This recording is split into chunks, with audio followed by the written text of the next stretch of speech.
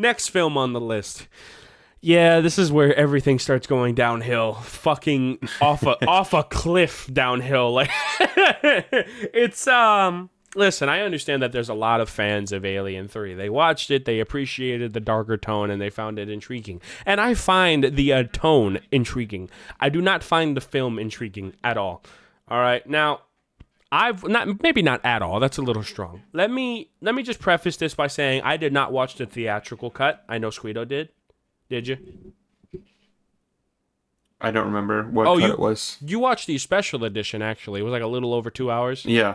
Yeah. I watched the special assembly cut edition. I think that's what it's called, and it's like 2.5 hours.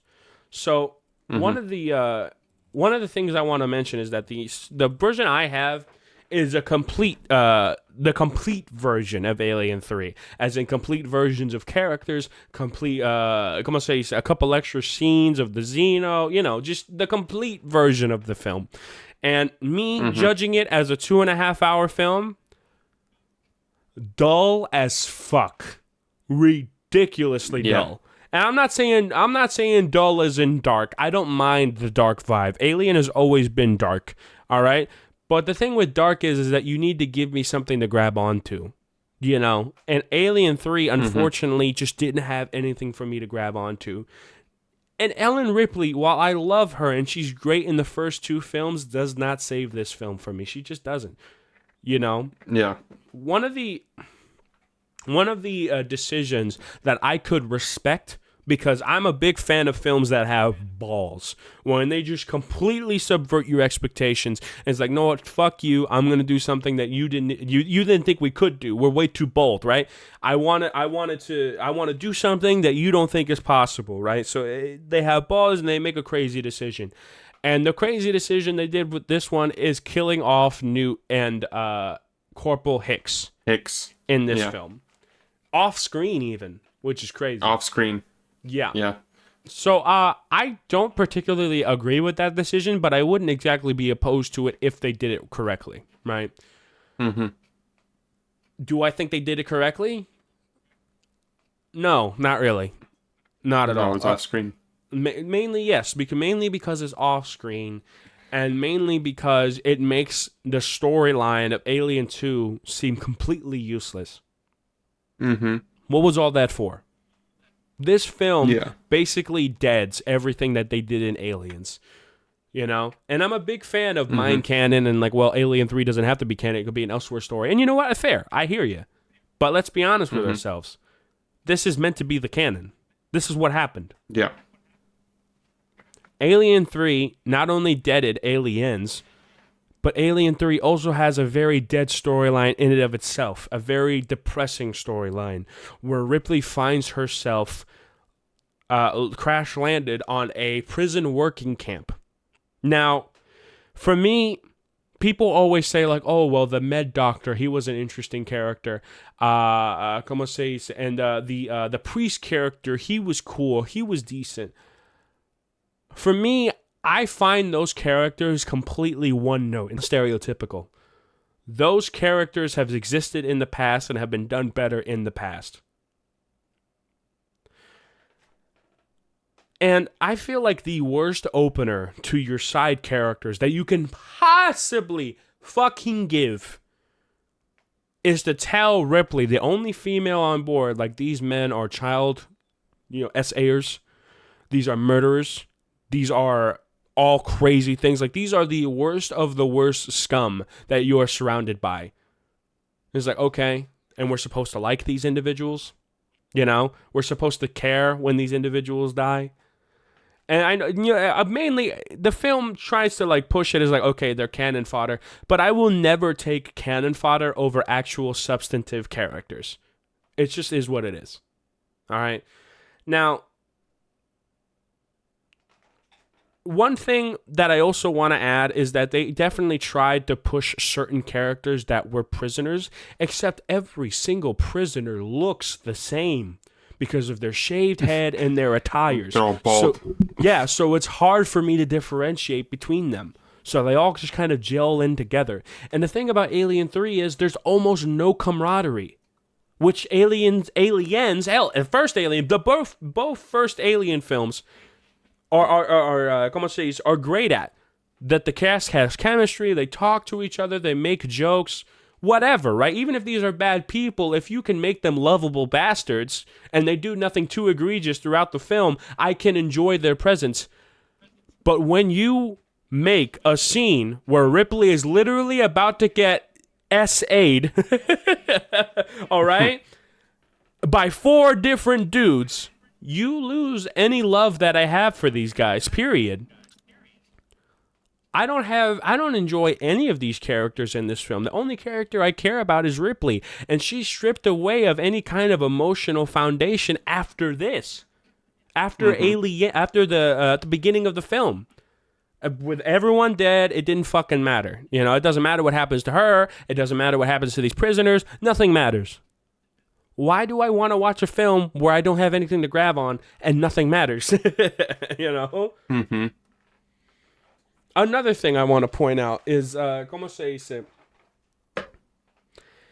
Is that stereotypical the prison warden. Once again, another stereotypical, boring, dull character where they try to have an antagonist and then they kill him off really quickly as a little bit of dark humor. It's just not anywhere near as substantive or great as the original 2 films. It just isn't. The Xeno special effects in this film, barring the finale, are horrid. I mean, I have a few stills that I'll pop up now of the CGI alien that they really tried to showcase.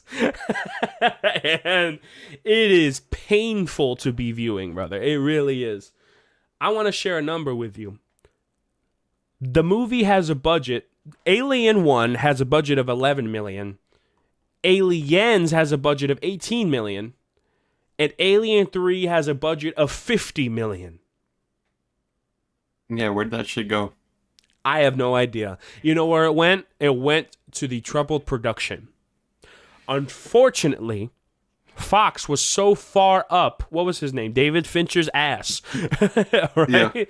That they spent so much money just going back and forth and forcing him to do things that he didn't want to do. I hate when studios feel the need to constantly intervene with a creative vision. It's disgusting. And now I understand that David Fincher wasn't exactly as popular, as he is now. He wasn't proven yet. I think it was his first actual theatrical film he ever worked on. Was that the truth? I don't know. I think it's one of his first. I don't know if it was the first. It might have been his second. Let's say it's one of the first. All right. Either way, what Fox wanted was not a director. Fox wanted to go for James Cameron originally, but now that James Cameron wasn't going to do it, Fox wanted a director that they could puppeteer. They did not want a director that had his own separate vision. They wanted a director that they could puppeteer and basically just tell what to do. And that's not how David Fincher operates. And we both know that David Fincher is one of the baddest motherfuckers to direct a film. That guy knows what he's doing, you know? So, como se dice, when I saw that this film was directed by him, I was initially intrigued, like you were. You know, I thought that this film would be a bit on, of course, darker humor, but I thought it would be substances and the characters would be cool and there would be some really cool twists. Alien 3 delivered none of that. It really didn't. I want to add something here. So in the special edition that I watched, the initial alien came from a cow that was on the planet, and they gutted him in the showers, whatever, and alien chest bursted out of him. In the theatrical versions, Guido, that scene doesn't exist. In the theatrical version? No. Apparently, the scene does not exist. You watched the special edition that was a little over 2 hours. The theatrical's an hour 54. Yeah, no, apparently I watched the theatrical, because I just checked the runtime. It's at an hour 54. Okay. I have the version I watched on my Was computer. the ox scene in the theatrical? No. Yeah, so they never showed what was the origin of the alien in the theatrical cut? A dog. A dog. Yeah, a dog. Okay. So So one thing I want to bring up is that they were cutting out the ox, and then the alien was popping out, and they had these really cool practical shots of him popping out. But then at the end of the fucking scene, it's a fully CG alien, and he runs off, and it's the worst fucking looking thing I've ever seen ever. All right, it was ridiculously bad, which is crazy because the practical shots of him popping out of the ox looked really cool because the camera was really close, which it should be, And so my thing is, and I know you already know what I'm going to say. Where the fuck did that chest burster come from? Where? It wasn't on Ripley's ship because the one face buster that was there was attached to her. And then the alien, and then the face buster, the face hugger dies right after. So was there a second face hugger on the ship? In the theatrical cut, there was a face hugger still on the ship after Ripley had already woken up. Yeah, I don't know. I think it was the same one. It was a bigger one than like the normal face huggers we're used to. Right. And so they have a shot of like in the beginning, when they first find Ripley and they're taking her out of the ship. One of the prisoners has a dog with him, and then the dog is just barking in the ship, and then so all the other prisoners leave, and they're like, they take Ripley out, and it's like, okay, like, we got what we need, let's go. And then the dog kind of stays there, and the dog is still barking in the ship, and as soon as like all the prisoners are gone and it's just the dog barking into the ship, they show a face hugger on the ceiling, like kind of revealing itself. And then it shows the dog barking, and then it cuts away, and next time you see the dog is like on his bed, except it's got like scars and shit on its face, like it's bleeding. And so the dog owner sees him and he's just like, what happened to you? Like, who the hell would do this to a dog? And then it's because the dog had a face hugger on him. Holy shit. So you're telling me the film that is meant to be the complete version literally skipped that? Because it's not in mine. It was the ox. So that means that the face hugger literally came from nowhere in my version. Yeah. That's crazy. It just appeared.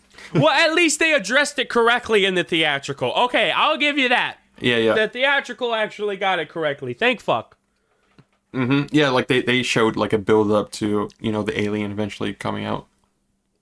See, that's the thing.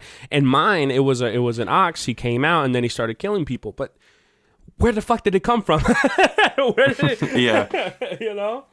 So I don't know. Maybe they never filmed that scene with the ox. Fair enough. What can you do? But at least they did it with the dog. I'm happy they went that way. Shit. So, yeah, I think in the theatrical cut, I could be wrong here, but I think it's implied that the face hugger that impregnated the dog is the same one that impregnated Ripley, because like I said, it's bigger than usual, and I don't think it was dead, because they didn't show a dead face hugger on the ship. So I think it's implied that it's supposed to be the same one, and the fact that Ripley had a queen in her and that face hugger was big as shit is like, okay, I could see that's probably gave her a queen. Sure, let's assume that like a queen face hugger can do it multiple times. But exactly. See, I don't really like that dynamic. That like like the one that pops out the bigger alien is able to do multiple, because it's like it should be the other way around, don't you think? Well, like a face hugger can do multiple regular Xenos, and a queen face hugger can only do one. I'm just saying, like technically, I would change that to where it's flipped. You know what I mean? But like I could be wrong, but I feel like that's what's implied in the movie, because it's the only facehugger you see in the entire fucking film. I just, if it's either way, I find it cheap. It's like, oh, there was a second facehugger. What? Yeah, it's like, where did that one come from? Yeah, right? Like, that's kind of cheap. Why didn't that one attach itself to, like, Hicks or something? If he was also on the ship, or Newt. Yeah, or Newt, which is who I thought got facehugged in the beginning, And then it turned out to be Ripley. And what's crazy to me is, throughout the entire film, how long is the span of the entire film? Because the version I watched, it looked like it was days. Honestly, for me, the theatrical, that shit felt like it happened in like 48 hours or less. 2 days. Yeah, like it went by quick. So my thing is, the alien doesn't take that long, but let's say maybe it's the queen. Let's just say it's the queen. Let's just imagine that the queen just takes way longer to build up. Fair. I just wanted to point that out. You know what I mean? Because a lot of people like to look at the Alien 3 and think that, oh, that's just how long the alien pops out. So in Romulus, when the alien bursting out was almost instantaneous, it was unrealistic. Bro, it's like you never watched the first one or the second one. You know what I mean? It's just a couple hours. It's just, at most. You know what I mean? And we'll get to that point later when we get to Romulus. But I'll make it brief here. In Romulus, they brought up a fact that the aliens were being experimented on. You don't think that it's plausible that the aliens were being experimented on and making the change faster? You know what I mean? It would make sense. It's plausible. And if they use that excuse, I wouldn't be against it at all because it makes sense. Yeah. They're making them better. So and also for Alien 3, in terms of like the time span, it feels like, so you have that first day where Ripley shows up, she wakes up, and then that one dude the doctor starts like showing her around and kind of explaining like what that place is. She meets the prison warden, and then you have the dog being impregnated by the facehugger. And then so when they show like when she asks about like Hicks and Newt and all that stuff, and then they burn the bodies, and the priest is giving like his speech or whatever, that scene is played alongside the chest burster coming out of the dog. So it's like it cuts back and forth between the priest giving like that speech for Hicks and Newt, and then along at the same time that's happening is when the chest burster is coming out of the dog, which makes sense why there's no one around the dog when that shit is happening, because they're all in the boiler room. They did this exact same shit with the Ox. Yes. Yeah, and then so the alien comes out, and it like kind of runs off, and then it feels like still kind of the same day but later in the day, and then it really feels like only 2 days passed for the entire movie, because then it feels like the alien just starts killing people on that second day. Right. Like it really feels like not much time passes at all between like from the beginning to the end. But you also have to think about the other Alien movies. Alien 1 happened. Alien 1 happened within like 6 hours, 8 hours, like less than 24 is what she said. But it was, it's real soon. Aliens takes. Of course, you have the beginning scene, but when the action finally started, it took place within 2 hours. Yeah. And then Alien 3 is 2 days, so that's a really long span compared to how it was before. And then Alien 4, once again, is just a couple hours. And then Alien Prometheus is like a day. You know what I mean? Yeah. A full day. And then Covenant is a day. Yeah, a day, pretty much. And then Romulus is just a couple hours, Yeah. So, yeah, como se dice. So Alien 3 has the longest time span. That's crazy. Interesting. Yeah. Anyway. It does feel like the Alien in 3 is more of like, I mean, they're all... they always do hit and run tactics, but for 3, it really feels like the alien spends most of its time hiding rather than killing people.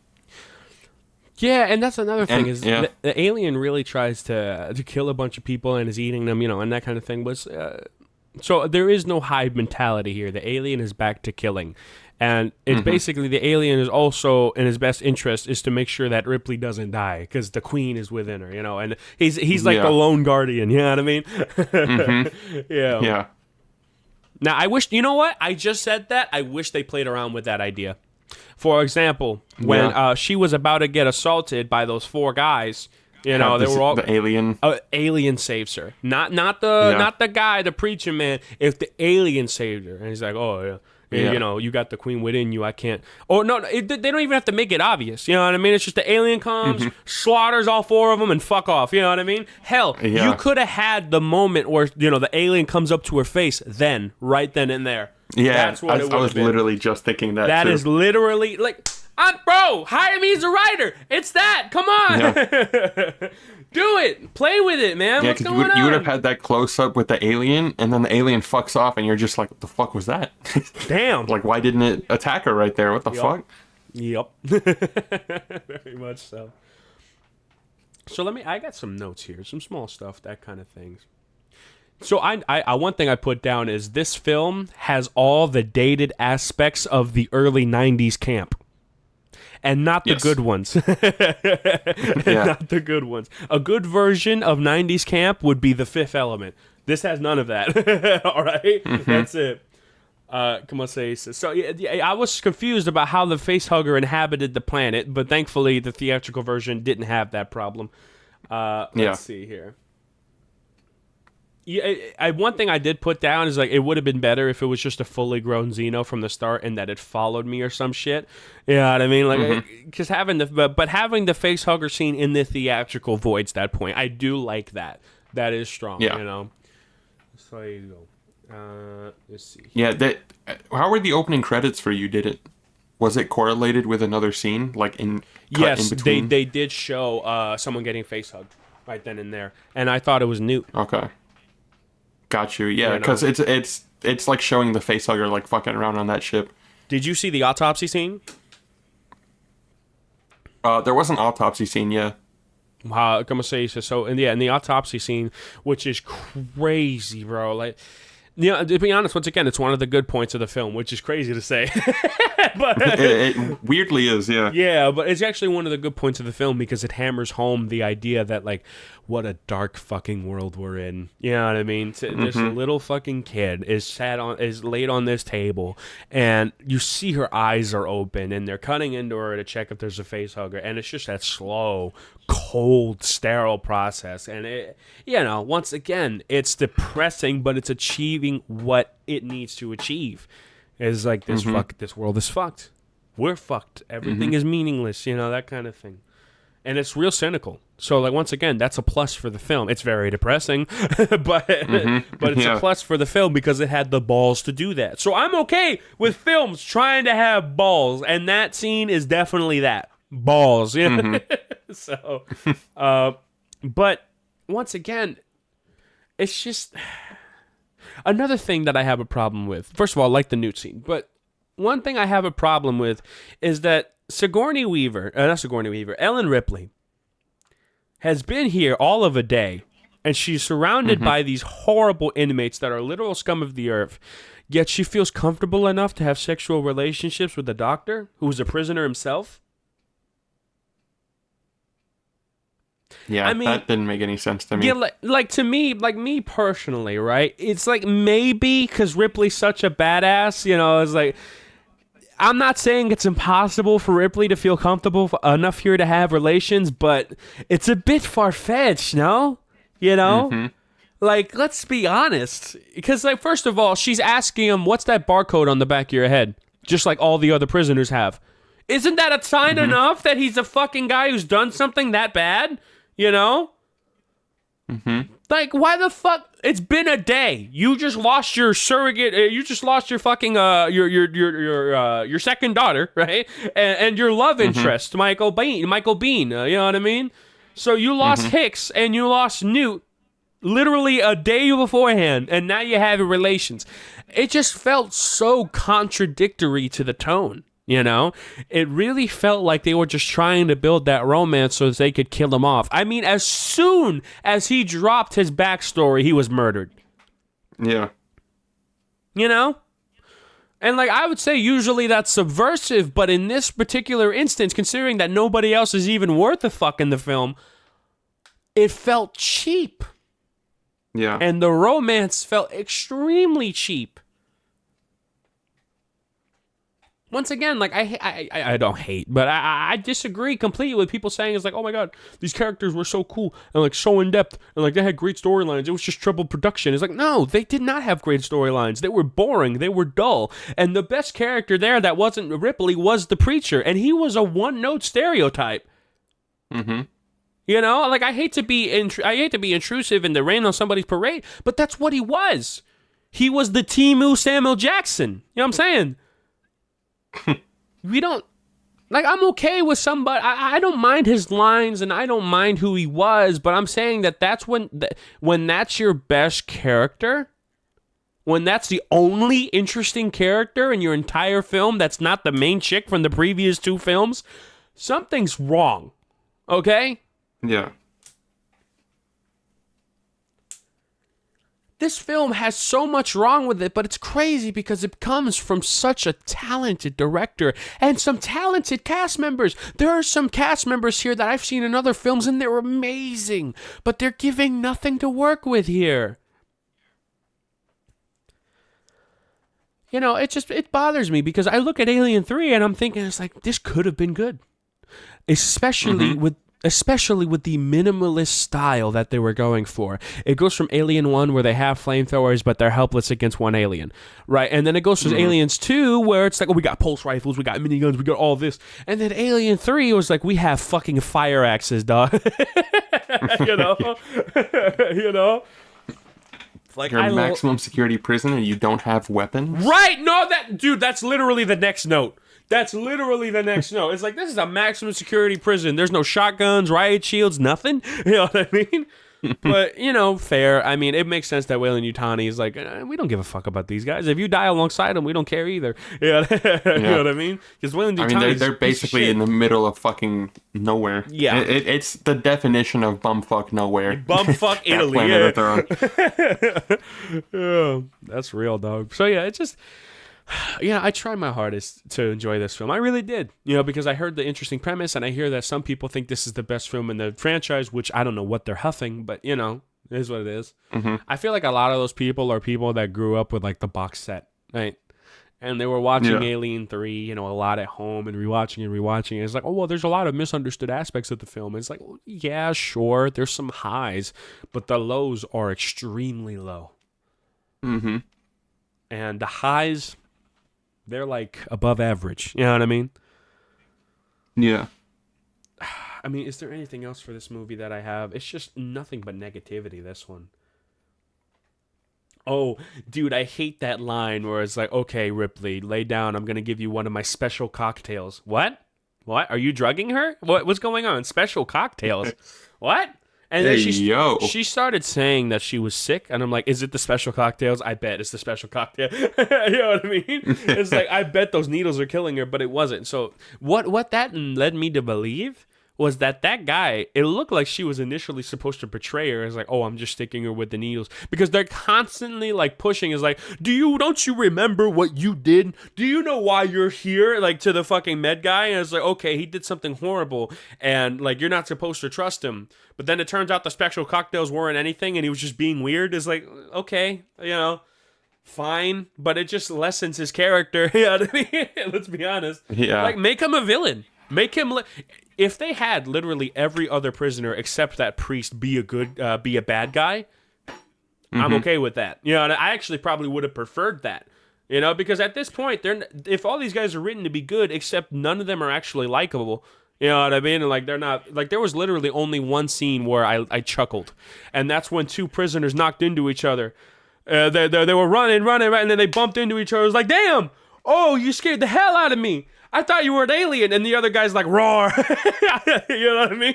Like, it was like, damn, that scared the shit out of me. It's like, I thought you were that fucking alien. It's like, that's the one time where I was like, you know what, I like these two.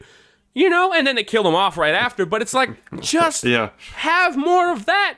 Why isn't there more lunchroom banter? Everyone's so depressed and fucking reclusive and closed off. It's like, have some banter. I want them to talk some shit.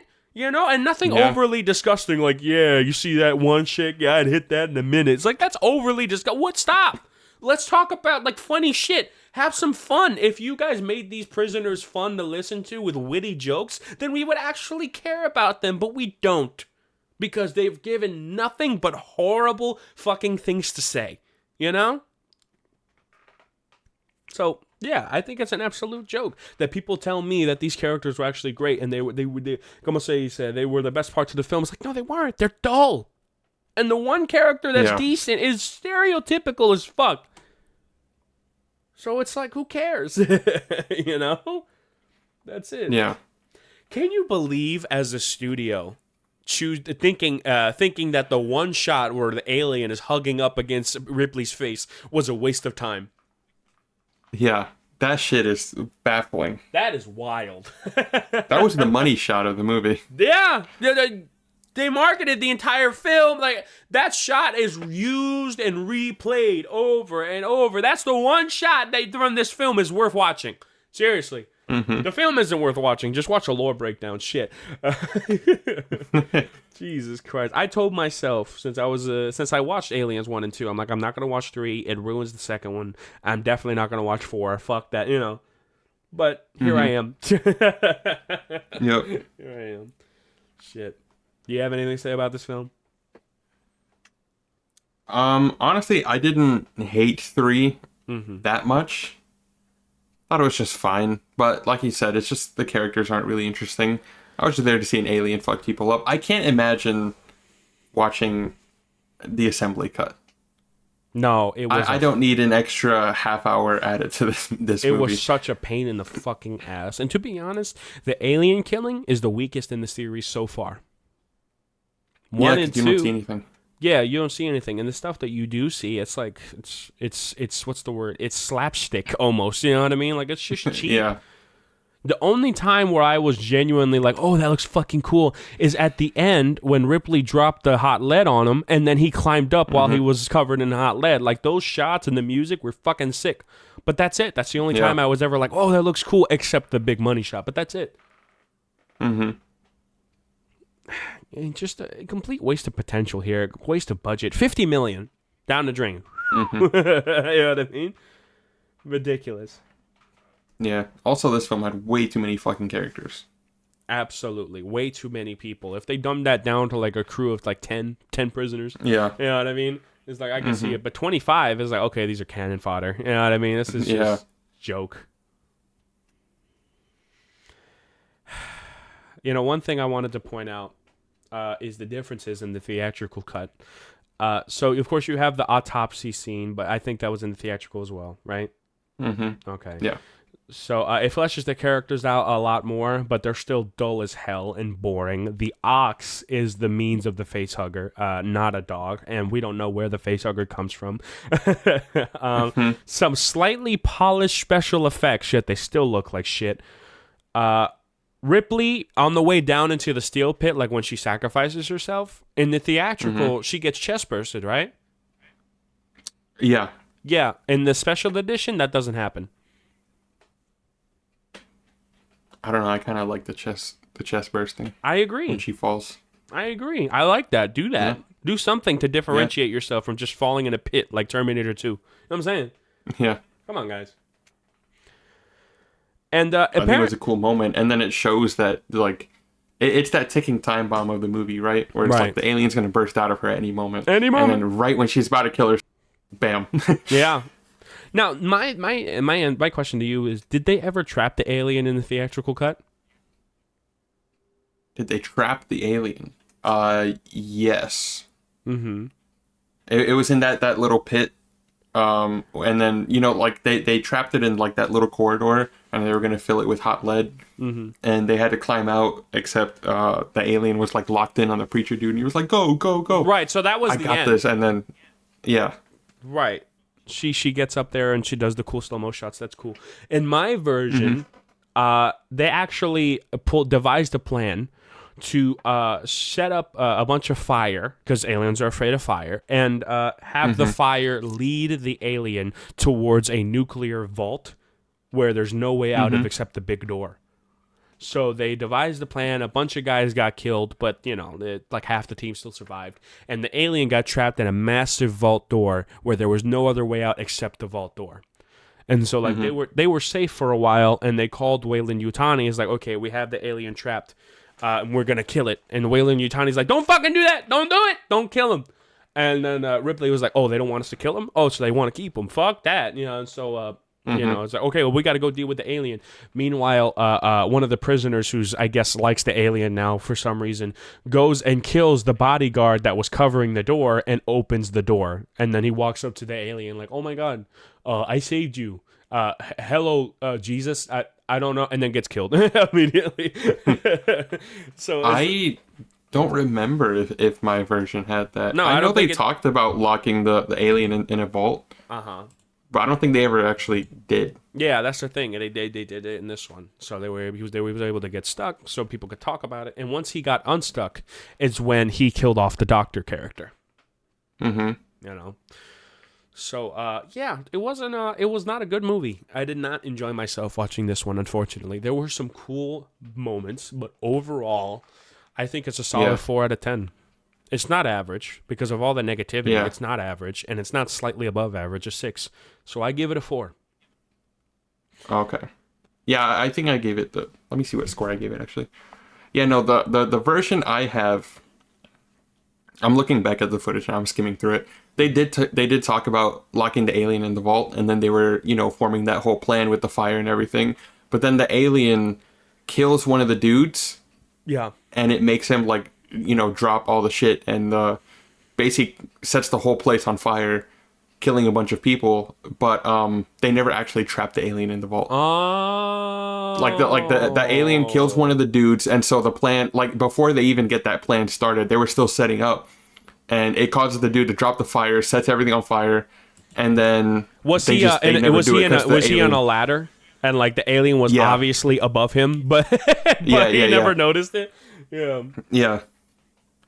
So, and then after that, the alien just like runs away, and then they don't, they don't do that plan. So yeah, that version of the film is still intact. Like that scene is still intact for me, but it's what happened afterwards. What happened afterwards is after everyone was getting killed and the explosions, they all grouped up and they were retreating. And right before, there was one last guy that was like trying to rejoin with the group. So the whole group was going, and they're on the left side of the hallway. The guy is on the right side of the hallway. And the alien splits up, like comes out the middle, like an event somewhere, and he's in the middle now. So you have the big group on the left with Ripley, and you have the one guy on the right.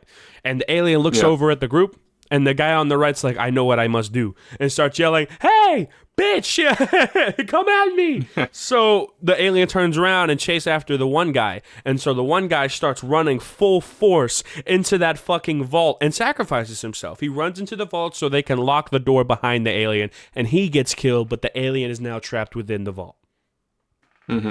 So is that an apt description? Did I get that? Yeah, so one guy runs in, so the alien chases him, and the alien cannot get out of the vault now because there's no fence, there's no nothing. So that's it. And so, they were able to draw out the story a little longer and push the whole Wayland Yutani being a son of a bitch, you know what I mean? Just a little longer before the alien finally got out and was able to wreak havoc again. So, yeah. Yeah, no, for me, they didn't trap it. The alien just killed the dude, ran away, and then they just never got it. Man, I wish I just watched the theatrical. I probably, 30 minutes less of suffering would have been nice. Yeah. I'm being honest. So, Alien 3, while I do give it a 4 out of 10, is not as bad as the next film we're going to talk about. So I say solid D. I don't know, man, because you got to think about. Actually, shit. Okay, hold on. Let me think about like this entire list on a whole. You know what? Yeah, you're right. Because I'm thinking about the other film, and it's like, well, at least I had a little fun with that one. Alien 3, I had no fun whatsoever. Yeah, D tier. And I know we're breaking hearts. Yeah. I know we're breaking hearts this evening with this ranking at D tier. But unfortunately, Alien 3 for me, I can see some of the objective value, and that's fine. But I will never watch this film again unless it's for content. That's it. Yeah. It is something that I've dreaded to watch and something I've always avoided. And now that we came up with this idea, it is the only reason why I watched this film. And I watched the longest version, the quote-unquote complete version. And it is dull, boring, not exactly unoriginal to a degree when it comes to the alien premise, but definitely something that you could see that was made simply for the dollar value. That's it. And it sucks because I know damn well this hurt David Fincher's early career. It must have. At a film like this?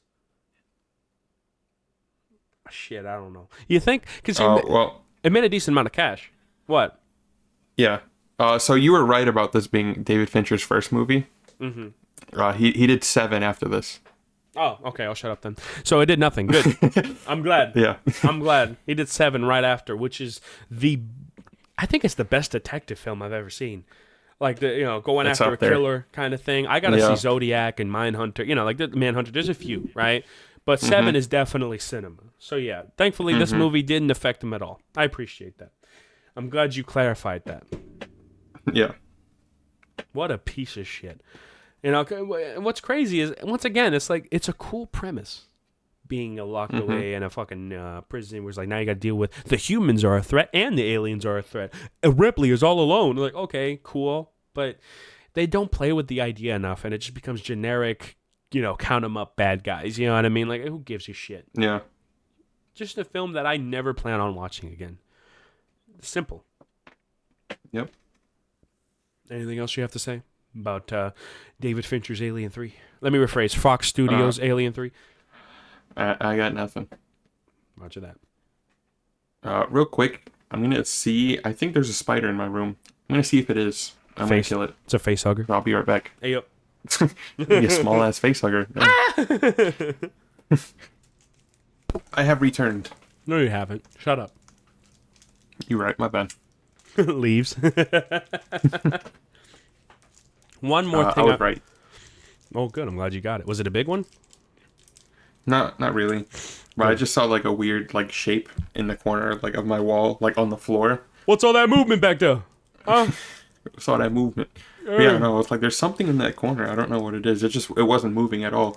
I think it was sleeping because it didn't move until after I sprayed it with bug spray. Good job. Bug spray. Hey, and then I drowned it. Drowned it in fucking bug spray. I kept spraying it even after it stopped moving. Bro's a little bougie, not gonna lie. Bug spray? What happened to the chancleta? Come on, man. No. Then they fight back, You're right. Bug spray immobilizes them, and then you slap them with it. Responds with left hook. What? Hold on. Turns into a Rocky movie. Remember that one clip where it's like the guy tries to crush a spider with his finger, and when he tries to hit him with the finger, the spider grabs his finger and just slams him through a table. Fuck that. Jesus Christ. One thing I wanted to add before we finish here is that scene where the guy was killed on the ladder. Mm-hmm. I think it's probably the weirdest probably the dumbest thing the dumbest fucking kill in the Xeno universe, and there's some dumb ones, right? There's some dumb ones. So the guy is climbing down the ladder. He drops a flare, right? So he climbs down and he gets it, right? And midway while he's climbing down, the alien looks down at the grate. His alien is at the top of the grate looking down. And, of course, there's like, okay, well, he doesn't see it because he's looking down right now. But once he grabs the flare, he never looks up. Yeah. Never looks up. Why in the world, when you're climbing a ladder, when you know that there is an alien around that is going to kill every single son of a bitch in here, you would not look up where you are going? There is no tension whatsoever. You just know the alien is there. What they should have done is have the guy look down, right, and it's like, okay, the alien's there, and then have a shot of him looking up, and nothing's up there. Oh, okay. Mm-hmm. Yeah, I mean, nothing's up there, and so like now he thinks he's safe, and then when he goes up, that's when he gets jumped. They didn't even do that. Yeah. They didn't even do that. The most basic form of, actually, no, I am here, gotcha. Like, the most basic form of tension is just completely dance around here. Ridiculous. Mm-hmm. I could tell that David Fincher, he wanted to do this, but then how he was being treated by the studio and how poorly, he's like, man, fuck you. I'm going to give you, I'm going to give you the shittest version of this scene I possibly can. Fuck you. You know what I mean? That's it. He didn't care. And you know what? I wouldn't either. If I was in that position, I wouldn't care either. Fuck them. Shit. Yeah. Imagine treating imagine treating the director of Seven that way. Bruh, that's crazy. Indeed. I can't imagine, bro. Yeah, fuck that. It's like, imagine asking for studio mandates on fucking Oppenheimer. You can't. You don't do it. You just don't. You let it fly. And if they ask for more money, you write them a check. All right? That's it. Mm-hmm. Shit. Oh.